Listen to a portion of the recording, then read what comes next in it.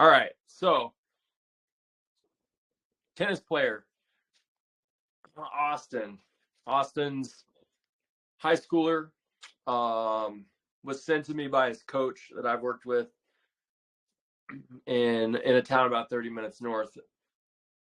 What am I going to do for Austin? I'm going to show him what he looks like in his resting stance, his loaded stance, which is the squat, and then we're going to look at pliability, flexibility. At this point, what I told him is I'm going to find out what your injuries are. Don't tell me yet. We're going to review it. So I filmed this and I did the assessment. So I'm going to do the assessment with you like you're an audience member, not necessarily like you're him. Your gyroscopes of the body stack in 2 columns. In between those columns, I don't know. We can't see anything. Sorry. What? Its video is paused.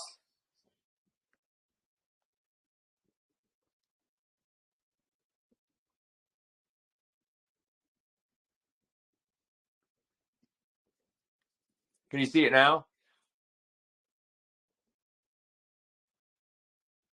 Yes. Cool. All right. Austin's 16 years old. We're going to let him know, hey, you've got 2 columns, mister. And when I draw these columns, I start in between the ear and the shoulder. And what I might have to do it over and over again to find it and line it up. I want that shoulder and that hip to be in that straight line, and then I'm going to drag it where it's straight up and down. Same thing on the other side. I'm going to try to keep it symmetrical. Second toe is where I'm going to line it up on that other side. Because I know that he's staying in that right side, kickstanding it out already by his shape of his shoe collapsing to the inside. The outside foot's not there. So what I want him to understand is that he needs to rebalance his system. Shoulder, hip, ankle, gyroscopes, both sides. Come on. And then a thoracic gyroscope and a cervical gyroscope, or the neck gyro. 1, 2, 3, 4, 5, 6, 7, 8 relevant gyroscopes. Where are the other 2? Wrists. We're going to look at static position, what's going on here with the hands. You see one hand higher than the other.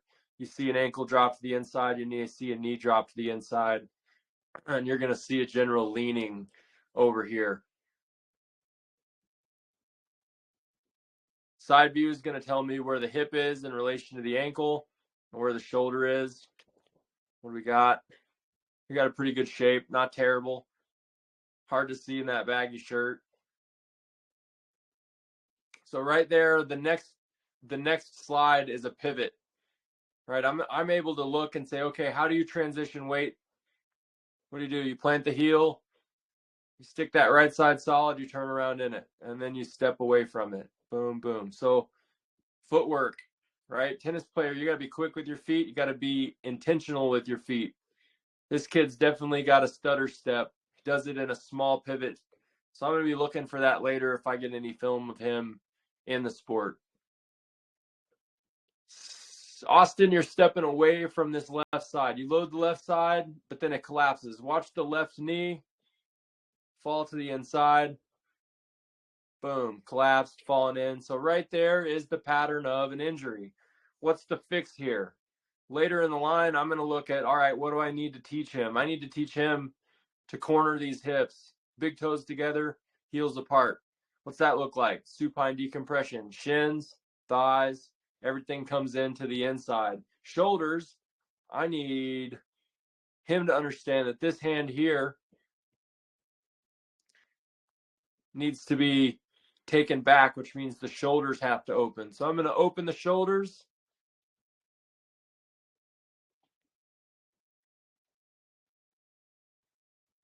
And then I'm going to close the hips.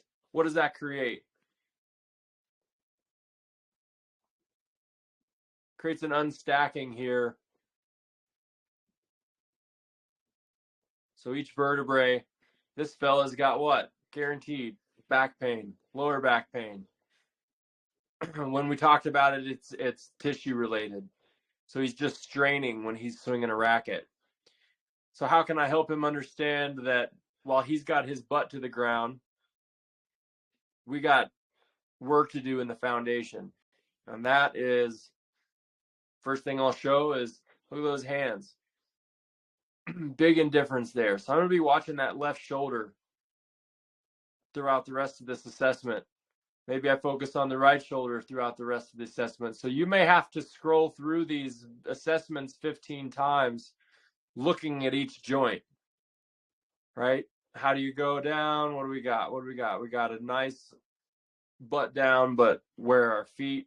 Let's look at the back view. It's going to tell us the whole story. Where's the torso?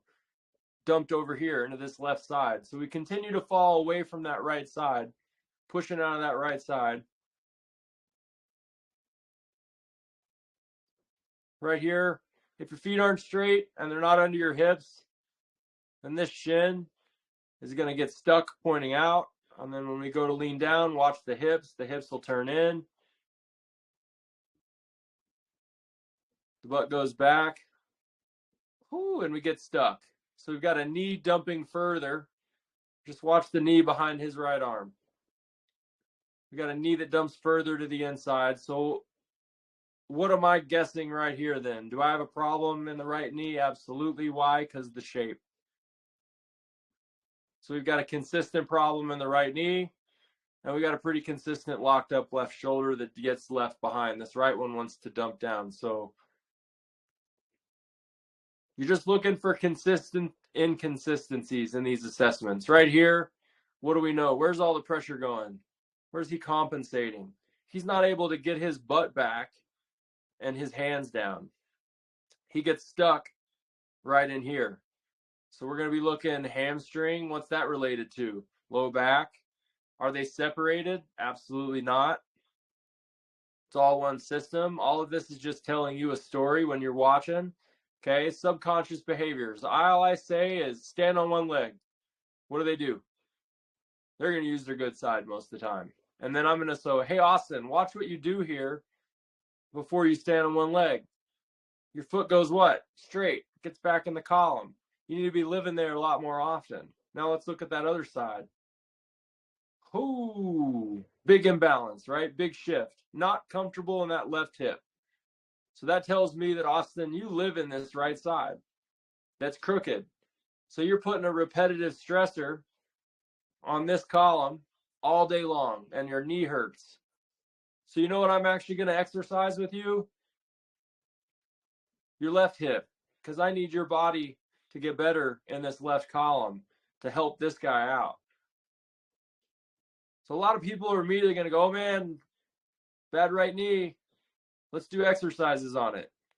When in reality, why is the knee bad? Repetitive stress. Why is there repetitive stress? Well, there's probably a compensatory pattern. And there it is. It's in the left foot. No balance. So what does that mean we need to do? Probably got to wake this hip up.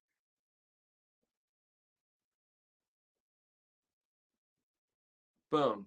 So last stage, we're just looking at, once again, inconsistencies. You've got this right hand higher. Sorry, that left hand higher than the right.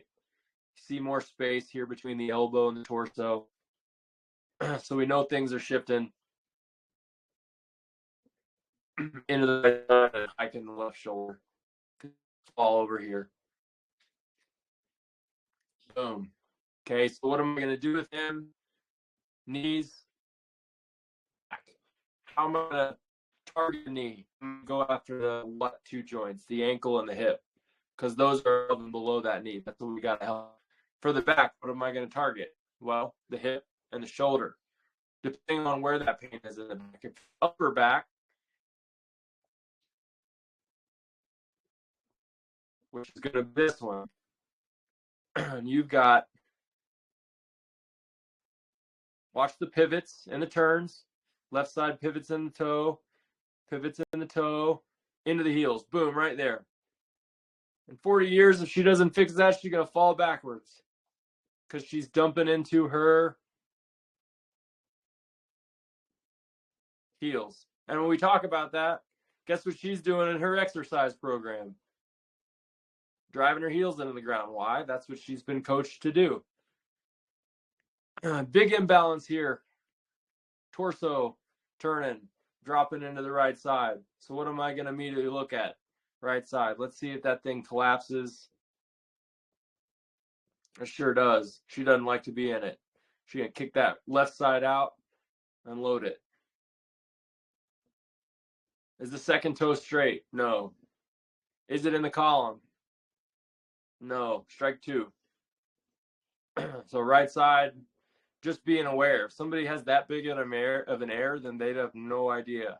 So you're just going to teach. You're going to educate. You say, hey, I need you to be a lot more aware of this throughout the day. Try to keep a hands width distance between the toes. Okay, so a lot more supple than her son, right? Hands are closer to the ground. But what do we notice? Where's the weight? In the heels. So what would happen if we put pressure here?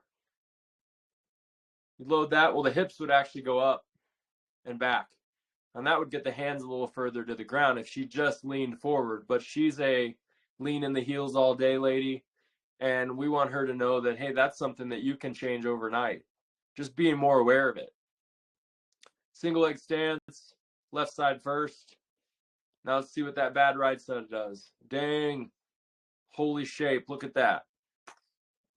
Okay. Pattern of injury. Are we a runner? No. She likes to hike. She doesn't do well on the decline, meaning coming down. Why would that be? Well, she's in her heel and she's adding a 2-foot drop. She feels great when she walks uphill. Why? Well, because the heel stays off the ground. It's one of the best things for her. It's what she enjoys doing. So the walk is going to show these same. Is the first and second toe straight? No. Does it dump to the heel on the way out of the column? Yes. She about catches her other ankle right there with that heel. Right? So what's the fix here?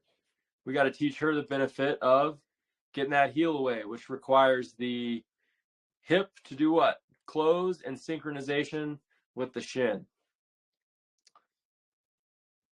Where does her back hurt? Right there. Why? Because the pressure is going right towards it. I can tell by that release that the pressure is going to go up into the other column versus release effectively away and away from the body in a safe manner. And then in the next landing, let's go right foot landing. Boom. What do we got? Second toe straight, coming back. So same pattern both sides. If you watch the pelvis, watch the hip drop, boom, and then go up. Boom. How are we going to improve that? If we don't want it to go up, where can we take it instead? Back. So hip back is going to improve that landing. So we're going to do a lot of hip back work with her. Prone decompression, going to be great for her. Standing decompression, very hard. Why? Let's watch the walk again. Watch the shoulders. Locked up, not a lot of rotation in the upper spine. Head's not really landing in either side, just staying in the middle. Okay, so we've got to get this part of the body taken care of. And that's going to make her back and her right side feel a lot better because she's going to have better upper body control. So we're going to give her foot awareness drills and upper body work. Now, how do I get into the upper body the soonest? In the kneeling position. Why? Because you take the feet away from it. You protect the hips. The hips have to stay back. The other thing we're going to have to do with her is what? Crawl and then spinal engine work. So go back to your spine series, pick 3 exercises for this person, and then write those in for 3 days a week. That's what she needs to be doing. Give her a checklist. That's what you need to be doing. If you're doing that, then you're giving your client the tools to succeed, and it will be up to them to perform. At the end of the day, that's what you're here to do, in my opinion. Give them good tools. Give them good information. I'm going to go.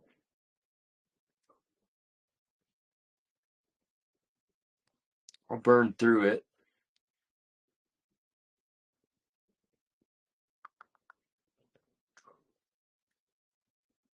And take this. You'll have access to the audio here when we're done, but I'm going to take you through the stage here. I've got 2 people at once, which means I'm going to be customizing as I go for each person, spending a little extra time with each person when I know that they need it. That doesn't mean I'm neglecting the other person, but I'm immediately noticing that the son here, Austin, I give my hands to him. I'm tactily cueing.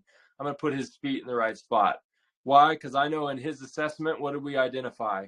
Toes are out. We got a knee problem, back pain. So I'm going to put my hands on him immediately and get him in the right shape. I'm verbally cueing the whole time. So Sierra on the right has time to follow along. What do you notice right here with the feet? Little imbalance. Left side's tied in a little more. This is where you can film your routines and really learn what's going on, because you're only going to catch so much with your naked eye. But if you go back and watch, then I can screenshot that. Boom, right there. And show her what she can be aware of and send that in a text message and say, hey, I want you to be really, really, really conscious that this side's doing a great job. And we need a little more help on that other side. So let's try to get good symmetry there in the feet when you do that, which means pull that heel out a little bit, and that's going to help you close that other column. Left hip, right shoulder. There's a consistency there. We know that's an issue from that assessment. Boom. And what does she do when she rests? You're going to see what toes out. That's okay in a resting pattern. What I'll actually look for in those positions, if who's tight? This guy. Why?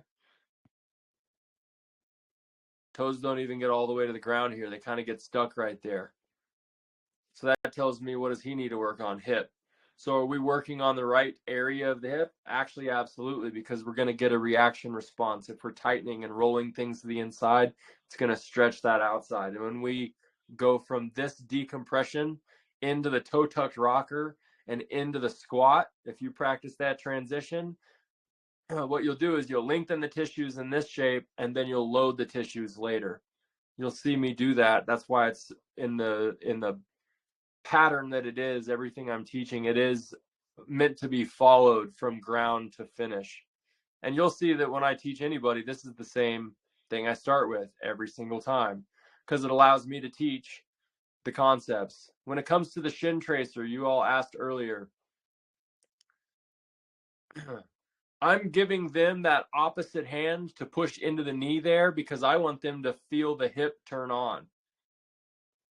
If you're pushing your knee into your hand and your hand into your knee, then you're going to get the tissues that are appropriate to turn on in that manner. And when you extend the leg up, it's really going to challenge the hamstring. So why am I spending more time on him right here?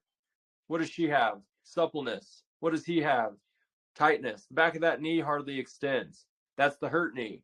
So I'm really going to focus on him in this manner, because this is really for him more than it is for her.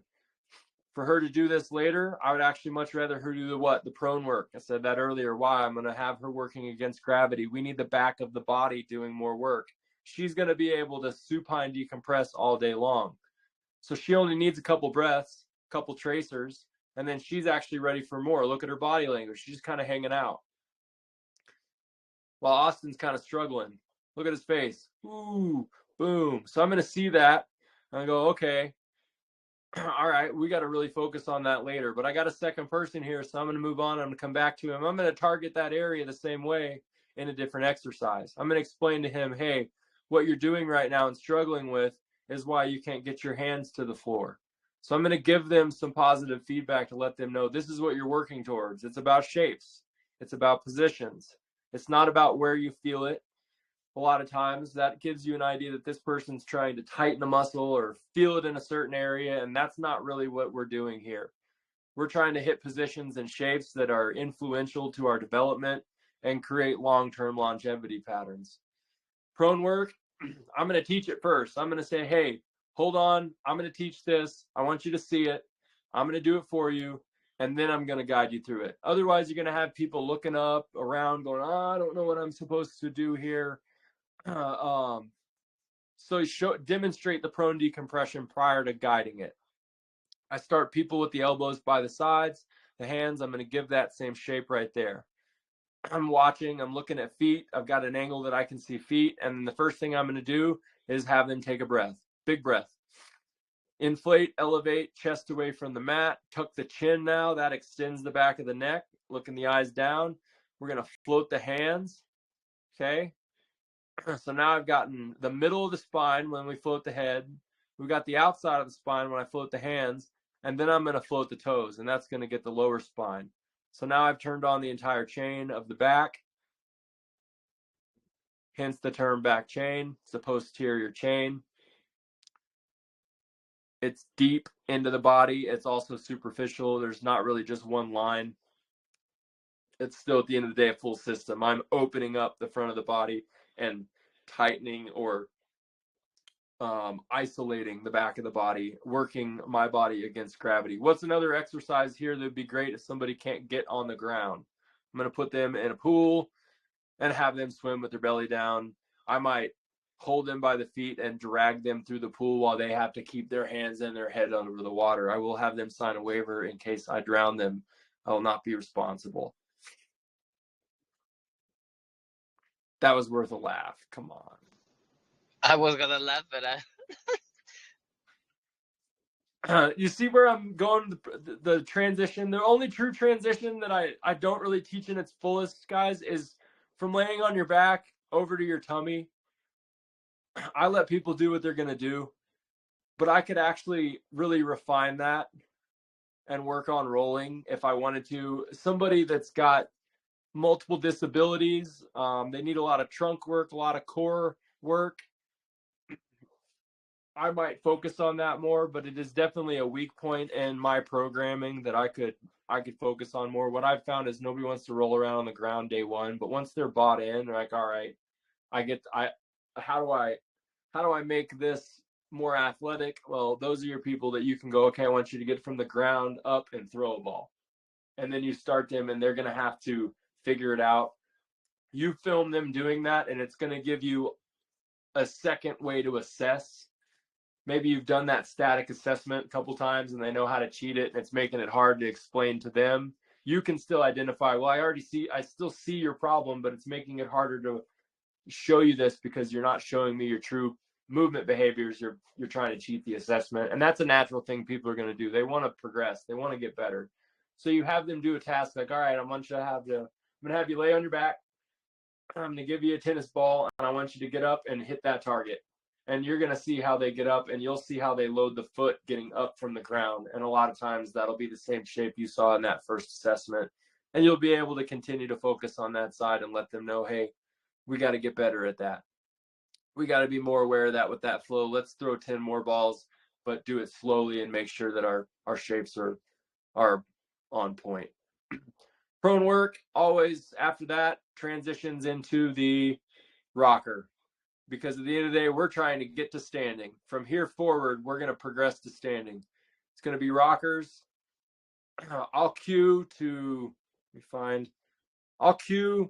with my hand on the outside of that foot and the outside of that shin to press into the floor. I want them to open up the front of the ankle here when we're doing that, because a lot of people are going to have tight ankles and just pushing into the top of the floor right there with the top of the foot is going to open up and stretch those tissues, but it's going to do it in an active way where the brain is now acknowledging they even exist and pushing.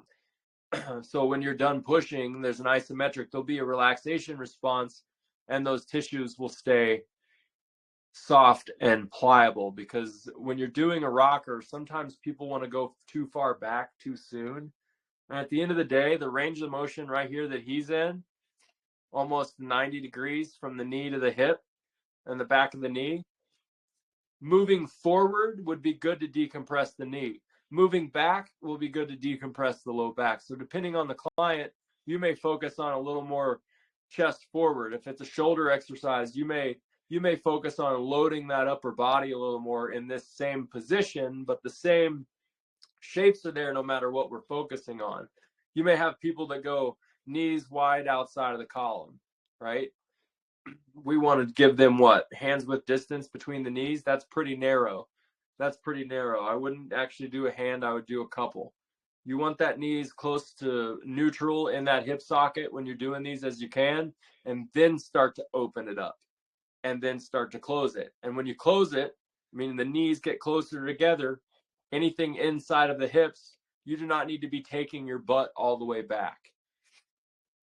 You just need to work a quarters range. And at the end of that day, you're just working deep in the inside of the socket, the opposite of what we can see in this camera angle, up closer into the pelvic floor if those knees are tight together. But we already hit that with the supine decompression in a safer position with the shin tracer. We already hit all those tissues. So this is the opposite part of the hip that we want to feel.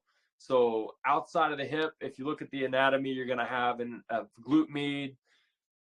It's a little triangle shaped. I can show it rather than guessing which one. Right there. Okay. A lot of people don't use that. Why? Well, their foot's out here in no man's land. So this thing just gets short. So when you get that knee back up under the hip and you take the hip back, this for the first time in a while is getting a little stretch. And it's going to feel really good for them.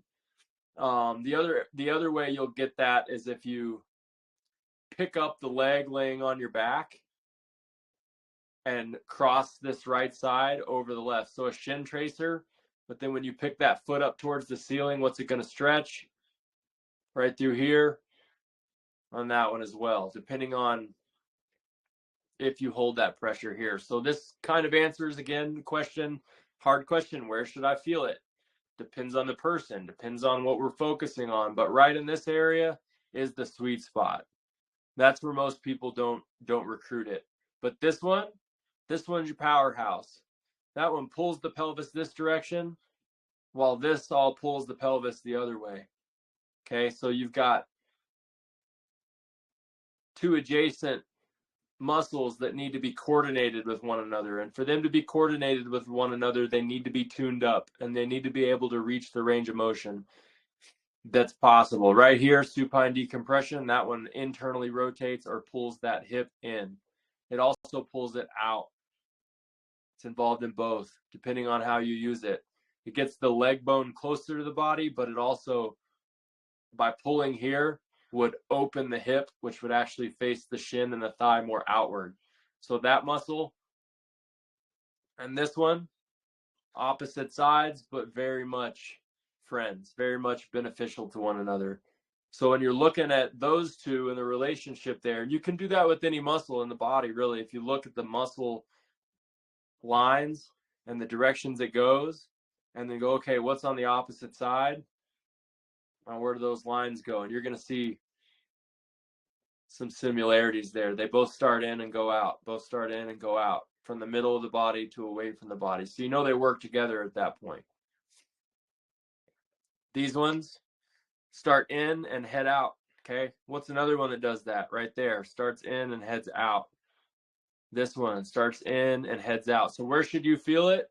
Not just the hip, because you actually want to get that deep shoulder involved. So we're going to expand that rib cage, and we're actually going to get more pull into the top side of the hip. And when we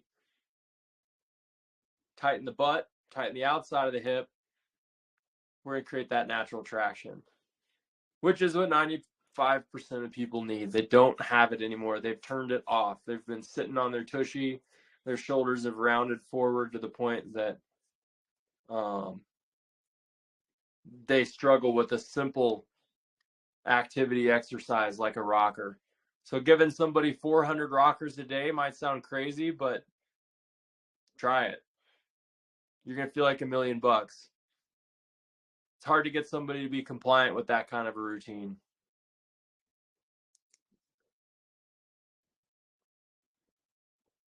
Shoulder, right shoulder. Watch him grab that. Okay, so what are we going to teach? We've been on the ground quite a bit at that rocker position at that point. We're going to talk tennis, take a water break, come back, sit Seiza. So I'm actually taking an active rest here with them. I'm going to see how long they can tolerate that position. I'm super impressed that he could get there. Early in his assessment, I told him, I don't think you're going to be able to get all the way down. So I was pleasantly surprised. And then he said, yeah, my coach has me trying to do this already. Perfect. Toe tucked rockers become the squat. This is great for low back pain, great for loading the foot and the ankle, plantar fasciitis. You're picking the knees up off the ground, the knees are out. So anything landing, anybody with a crooked foot on their landing can benefit from a toe tucked rocker, and then that toe tucked rocker to a squat. But I don't bring their knees all the way up yet. I keep their hands on the ground at this stage.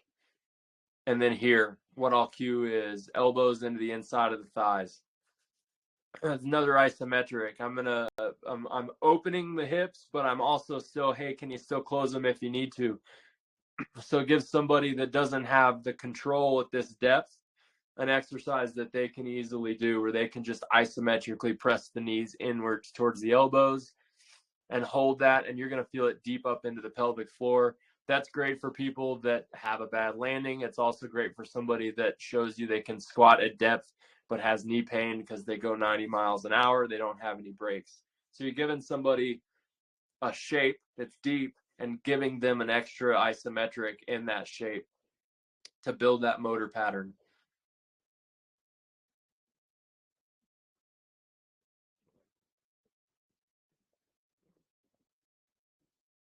So what I did here is I went, okay, we're loaded, right? Loaded the feet back into the squat. Awesome.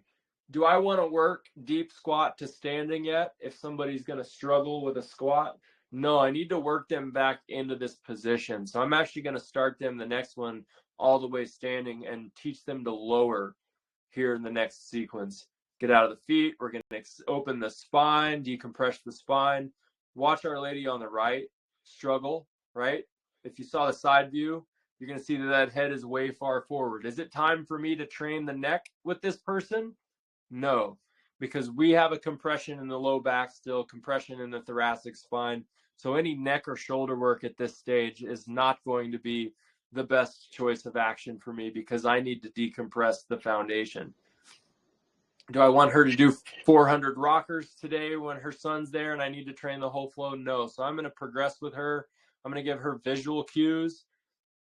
I'm going to give her the ability to understand, hey, that chin is way out front and you need to tuck that thing back up into the body, and watch her hands drop when she does that. And then she struggles to keep them high. So now I know we're working shoulders, neck, upper spine. It's tough for her to do. She's up on her toes and she immediately rests toe out, old position. What am I going to do? I'm going to say, hey, I caught you, right? I might screenshot. For the fella on the left, he's going to lose his balance backwards. And what he's been doing is learning how to work out on YouTube. This is what he told me. He says, yeah, I'm lifting weights. Well, who's your coach? Oh, this fella on YouTube. I said, you got to be careful with that. And then by the end of it, I got to talk to him a little more about the weight training. Here you go. Boom. Lost his balance backwards. And look at the shape of his body when he does that. Okay, so what did he give out on? He's in a position, strong shape, work to fatigue, and he lost it. That's a good thing. If you see that, you can praise that person and say, hey, you know what? I don't want you to lose your balance backwards, but great job working to fatigue. We're getting into an area that's challenging for you. And I'll explain what a reaction response is to those people at that point, which is when the body loses its balance and regains it. And it's like a wobbly tower. Oh my gosh, I nearly fell. That's a reaction response. It's actually a neurological habit former, right? If you can get the body into those positions and shapes where they do lose their balance, awesome. Now, doing it in standing with a population or someone who's prone to fall, you could almost say, Cody, you should have somebody next to these people when you do that in case they do lose their balance and fall. But these two, I don't see a need for that. They're pretty comfy. they're able to catch their balance. They've shown that. They've shown good foot awareness. So we're progressing through the standing. Go back to some foot control. Talked about losing my balance backwards, and then we're going to go into shoulders. Because we just did the thoracic. Lean forward, rib cage in front of the hips. So I'll teach the shoulder work, and then I'll add more of a better shape to make it look a little more challenging. That's an upgrade. Consider that adding resistance or adding weight. I might put her on a set of 22-degree boards if I felt that she was prone to fall. That way she doesn't fall backwards, because I got her heels hiked 20 degrees in the air, so her only way to go is forward. That would be a way to scaffold that and make it safer. Elbow packs, underhand gyros, and what's the third one? Alternating reaches. Boom.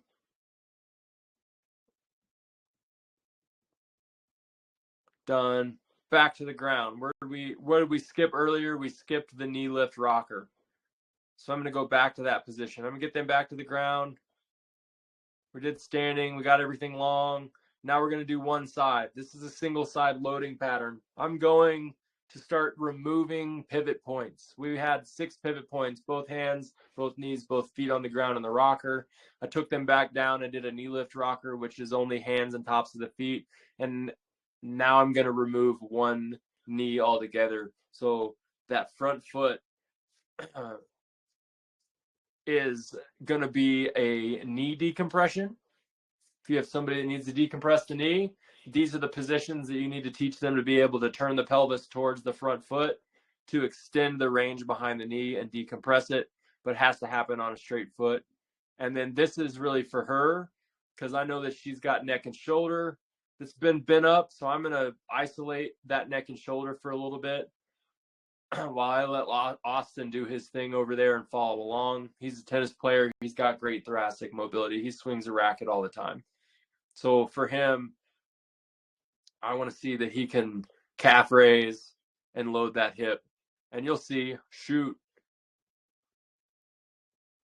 great shapes, right? Who's out of their heel?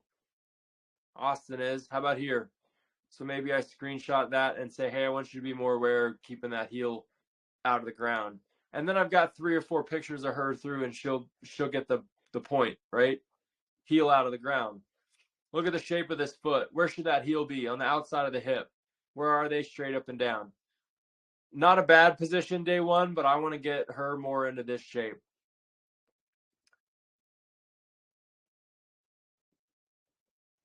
Switch to the other side. My cues for him in the knee. Let's see. This is the 34-minute mark, Henry, FYI. I don't know you're in my knee. JP, you too. You can hear me cue this, but I basically set that leg in a shape that I want it to be, and most people will have that foot out too wide early on. I really like these mats that I have available to me there because they're pretty narrow, but a wider mat will allow somebody to stick their foot really far out. I'm going to put my hands on his foot. I hate that you can't see the front view here, but I'm getting the second toe straight. I'm making sure the heel's neutral, and I'm going to pick that heel up off the ground and have him turn his chest towards the front side. Same thing with her. So with this position, we're opening up the back of that neck. We're turning the chest into the loaded column. That right foot, that right hip, that right shoulder, the head, everything's going into the right column. And then we're going to open that left side with an elbow pack. And if everybody does that right here, if you just standing up, take your right foot forward, lean over, do that right side, turn the chest, turn right as far as you can comfortably, and then reach up and take your left hand and put it behind your head. And you may experience one of those reaction responses, which is why I teach this one in a kneeling position, because you're going to likely lose your balance when you start to reset the shape and the position that you're used to having your head in. Whether it's a good or bad position, if you get your bell rang, which is kind of what's happening, right? We're rearranging, we're teaching self-adjustment. We're not popping the neck, but we're loosening it up. So now I'm going to teach it standing, because we just primed the hip. I just taught the hip what it should feel like, and we taught the foot what it should feel like. So hey, let's see what we can do in a standing split stance. So back into the standing decompression, 1 rep, and then step forward and turn over towards it. And then there's 2 straight feet, 2 heels away. Do we have him? No. So who's tired? Austin. Austin's got flat feet on the backside. I'm going to get him later on the wall. But I was really more focused on her at this point because I now have a chance to work the shoulder and the neck and open up the entire column. So when somebody reaches up, shoot. When somebody reaches up, you're opening the right side, and it's going to be the same side that's back. So if this heel is pointing in versus that heel pointing out, knee pointing in, heel pointed out, that's going to tighten that back hip and unwind. So you could have her actually reach and put her hand up there in this exercise and then just work the hip corner on that right side. Close the hip, close the hip, close the hip, maybe a calf raise back there. Get tall, get short, get tall, get short, get tall, get short. Make sure the load is in the left hip on the front side. And you'll work some of the tensions in the shoulder down.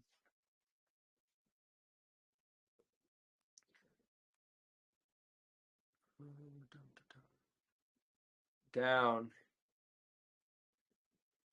Away. Because you're loading this side and loading this side. So when that elbow comes into the back pocket, that's pulling this shoulder down. That's contracting this lat towards this hip.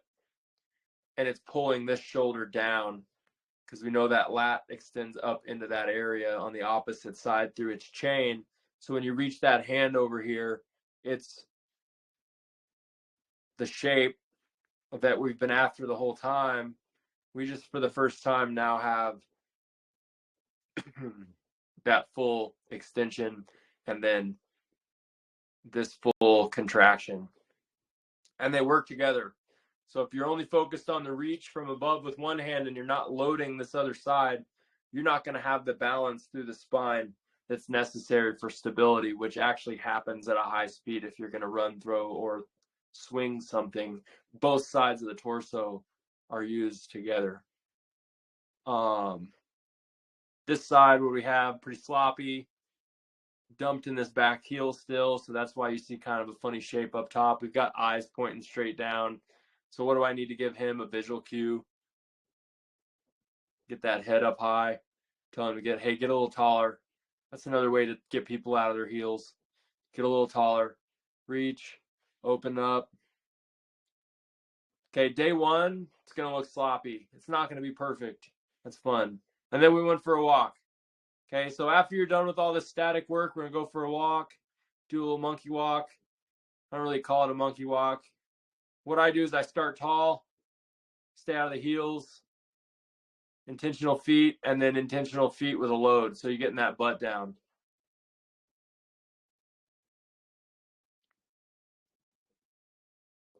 I taught her the rope swing because she needs torso.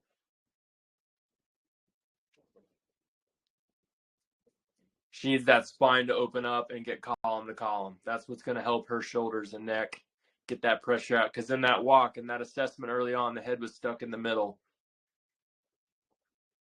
And then I want her making sure she pulls that rope through just as much as she swings it away. What I give him? I then got him on the wall because this is somebody that's got heavy work in their program, right? And I'm going to see them in their gym and be able to program some more of the weight specific work. But I want him to master the wall sit. I want those thumbs in the armpits. That keeps the shoulders honest. Otherwise, you're going to see the back of somebody's hands all day. So you're opening the shoulders. I didn't dive into this day, but you can see the tension in his hands. So the next cue here for me is, hey, space out those fingertips. Let's get some more space between that, where that wrist and that elbow. And he struggles with this. This is just a simple hinge. His loading the hips, pushing the hips into the wall. You push the butt into the wall, you get the heels off the ground, and you're going to get the low back long. You're going to get the hip to turn on in the same areas we highlighted earlier, that glute med, that outside of the hip. And then I'm going to be able to teach, okay, can you get into these alternating reaches? What would we change here? It's pretty sloppy. I think I get to it, but the one thing I see a lot of people do is I need them to understand that the water will drain out of their ears and their brain will follow it. So I need their eyes level. Their eyes need to be level, which means that the side of the neck that is closest to that upper arm is actually going to tighten towards it. And then this side of the neck, while it's being pulled down, the other side will pull up. So you'll decompress the neck on the side that the elbow is down in this alternating reach. But you have to have a good foundation before you go after that, which means you've got to do the supine decompression to make sure the spine's long. You got to go prone to make sure that they're maintaining their posterior chain when they're getting it there. And then you can either do that part in kneeling, half kneeling, or standing with wall support. But do always use support as a rule of thumb when you're doing shoulder and neck work, because you'll have a lot more success with that. It gives you the ability to change some things. And you'll see he's got level eyes on the left side, and then he dumps into that right side. So we know that right side is taking the beating.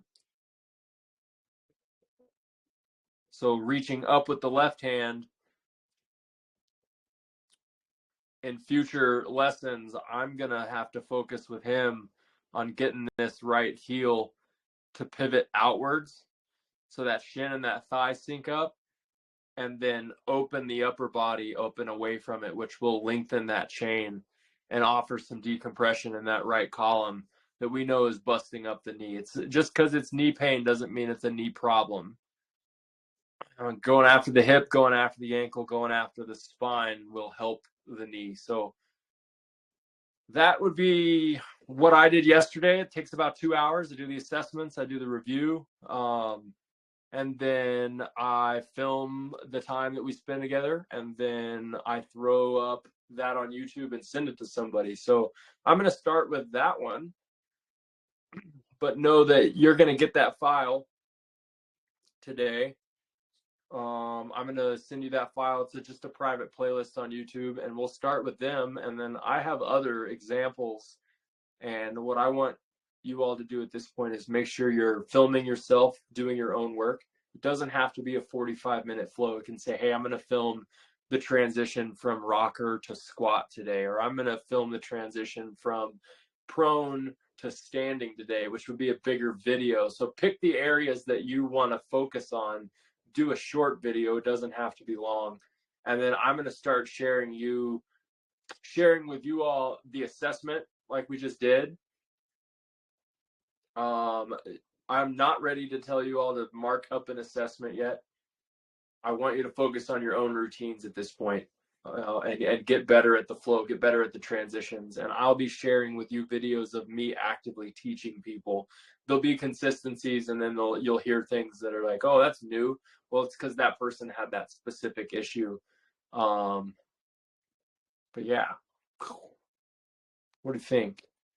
Everybody still here? Yes, we're here. Yes, good. Nobody. Yes. No hurricane coming, right? That's gonna be. Not yet, at least. Are you in the possible path? No, we're not. We were yesterday until today morning. They said we were out of the way now. Nice. Woohoo. Yeah. Get to keep your roofs. Yeah, for Thank sure. God. I don't think our country can take it anyways. So. Do y'all get hit in the path? Are you in the path of a storm sometimes, or is it normally? Yeah, we get really, really bad floods by this time, by August and September, usually July, like the last weeks of July and August, first weeks of August, we usually get really bad weather regarding floods, but we haven't gotten hit by hurricanes yet. So yeah. I'm gonna send. I hope it stays that way. Hope it stays that way. All right, so I'm dropping. Paste. Boom. There's a YouTube playlist in the main channel that has all the videos you just saw. The assessment for both of them, just the raw, not the marked up version. When I did those yesterday, I did them on the screen for them, and you know, how I did you the assessment today is not going to be exactly how I did the assessment for them. Generally, it is. Key points are going to be the same, but anytime I'm talking with somebody, it's a little more personalized to their specific needs, or I'm building rapport with them as I go, right? Like I know their background. I know that Austin and Sierra were referred to me by a coach, so I know that he has already spoken to them a little bit, to the point that he needed some help, so he sent them my way. So that's how these two wound up in my care. Yeah, I hope that's helpful. The next one that I'll share next week is totally different. I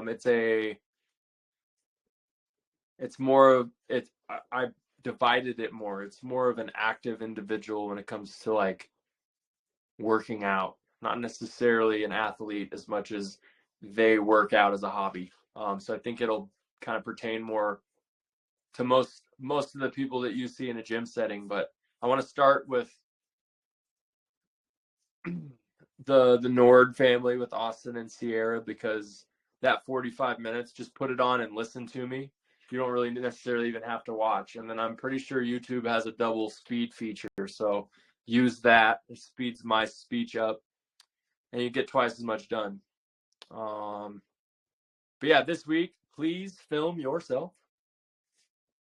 Please film yourself and upload it or send it to me privately somehow. We're gonna work out on group, Cody. Cool. We're gonna film it. Yeah, we You can play in these things too. You don't have to go, shoot, Cody wants me to do it just like this. It's like there's a lot of freedom to throw other things in. I just want you to be able to reason why it's in there and why you insert it in a certain area. This is the hardest part, right? It's easy to see it once it's been kind of force fed, like, hey, you have to see that. It's right there. Now you got to go, okay, what is the reasoning here? Why do I do it in this manner? Those are the questions that I'm really looking forward to. So I appreciate hard questions when you bring them. I hope I answered them effectively. I hope you're receiving just this slow drip of more and more information, because that's how it goes. There's no fast way to do this. Or you'll miss something, and you'll inevitably end up coming back. So you'll never actually ever be done. You'll see somebody one day that'll go, I have no idea what's going on with this person. And that's where you've got your peers, one another, myself, JP, and sometimes, in all honesty, turn it off and come back to it later. If you feel like, man, I'm in a block here with this assessment, come back later. Watch it again at a later date. The brain does funny things. So that's from my experience, personal experience. That's why I share that. Cool. Gabby, how's the baby? Henry, how's the knee? We're doing good. Growing up. Day by day. It's a little better. Playing that 34 minutes in that video is where I did the knee work. Film yourself doing that knee work, because if you've got a good long hip back pelvis turn, foot's engaged, if you're hitting calf raises in that position, that's going to pull pressure down and pump blood into that knee. Same thing as if you hold that heel up and you just turn the pelvis and turn the hip back. Where a lot of us get in trouble is when to bring the hip back forward. If you just release it and let it come forward with momentum, versus if you just, boom, I'm going to teeter teeter it. Little tiny motions are going to be huge help. Loading that hip, loading that ankle, that's what protects the knee. You can do it in a lot of different ways. So if you do get creative with it, please share. That way we can go, hey, awesome, love it. Or be aware of this, look at the upper body, pay attention to the hands. There's always something I can find. And if I get more film from y'all, I can give you more feedback. And I would love that, because it makes it easy for me to teach if it's your body. Okay, we'll do that. We'll do that on this week, and we'll send you the videos. And I'm gonna keep practice the one that loads the hip. Yeah. That's the one that I've been working more on these days. And exactly like you said, I feel like my knee is like getting more blood, and it feels more satisfying after I do the workout. Good. I'm trying to do like in the morning and in the noon. Gabby, do you want me to wait to schedule on possibly the 8th, 9th, and the 10th next week? Monday, Tuesday, Wednesday. Is there a better time period that works for y'all right now? Monday, Wednesday? Well, you know, I asked Jeanette today, and she said that she can't. I don't think she can make it on Wednesday. Okay. But I didn't ask her about Tuesday. I asked her about Thursday then, and then we agreed on Thursday. But I don't know if you can on Thursday, or maybe we can do it on Tuesday. I can do Tuesday next week. Okay. There will be occasional Tuesdays coming up and occasional Thursdays coming up that I cannot do it. Okay. Okay. So Yeah, Mondays in this month are less open than Wednesdays. So just let me know if we ever need to move it around for everybody. Just communicate that with me, and we can stay. Otherwise, I'm going to plan on doing it next Tuesday, same time. Let's keep it the same. Okay, perfect. Cool, sweet. Okay. Bye, y'all. I'll upload the recording of this in the chat when it's done. Peace. Peace. Thank you.